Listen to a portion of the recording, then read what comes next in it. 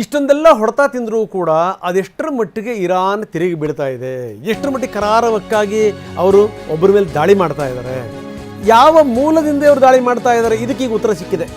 ಯಾಕಂದರೆ ಚೀನಾನೇ ಇವರಿಗೆ ಸ್ಯಾಟಲೈಟ್ ಕೊಟ್ಟಿದೆ, ಒಂದು ಬೇಹುಗಾರಿಕಾ ಸ್ಯಾಟಲೈಟ್. IRGCಯ ಏರೋಸ್ಪೇಸ್ಗೆ ಕೊಟ್ಟಿರುವಂಥ ಚೀನಾ 2024 ಈ ಸ್ಯಾಟಲೈಟನ್ನು ಕೊಟ್ಟಿದೆ ಅಂತೆ. TEE-01B ಅಂತ ಈ ಉಪಗ್ರಹದ ಹೆಸರು. ಇದು ಬೇಹುಗಾರಿಕಾ ಸ್ಯಾಟಲೈಟ್, ಇದು ಬೇಹುಗಾರಿಕಾ ಉಪಗ್ರಹ.